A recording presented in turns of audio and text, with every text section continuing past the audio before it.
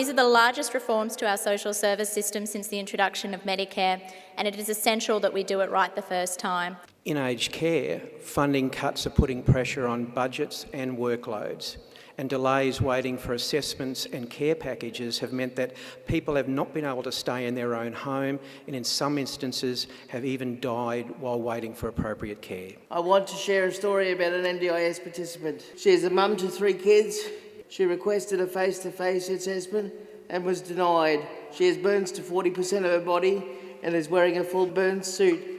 And if she had the conversation in person with the assessor, would have seen this. Let me tell you a story about a 49-year-old Aboriginal and Torres Strait Islander man who is a member of the stolen generation and a victim of child abuse. In 2014, Jack had cancer in his arm and as a result has limited use of this arm and chronic pain. He also has significant neurocognitive disability and psychosocial disability. I find it shocking to report to you tonight that Jack's NDI application was rejected. Jack represents one of hundreds of marginalised people who have been repeatedly failed by human services and are at risk of being left behind again. I was at the stage where I was cutting up. Well, I didn't want to cut up anymore.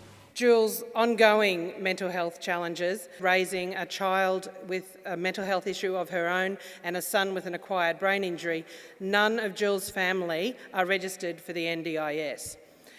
While the NDIS may work well for some, for families like Jules, they're just falling through the cracks. You've heard these powerful stories tonight.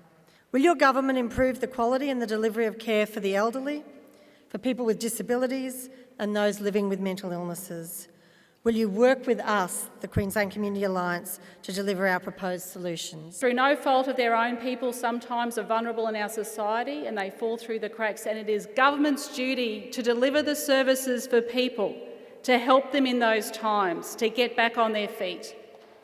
And that is my commitment. Just to summarise, Premier, what I heard was that's a yes to recognition. Yes. A yes to our care asks and a yes to meeting with us. Absolutely. Thank you. We wrote to the opposition leader, Mr Nichols, and invited him to come tonight. In July, he said he had a prior commitment in northern Queensland. We provided him with the same asks that we just put to the Premier. He has not provided a video or a representative tonight. We are still negotiating for a commitment for a meeting with the opposition leader. Through listening to the stories of our community, we have earned the right to demand all sides of politics recognise us. Are we committed to this alliance being non-partisan? Yes! Are we committed to people power? Our power as an organised civil society comes from our ability to take action and the promises we make to each other. So now I call on you to commit to action. If you are going to sign up to be a part of the campaign to improve care in Queensland, please wave your card in the air.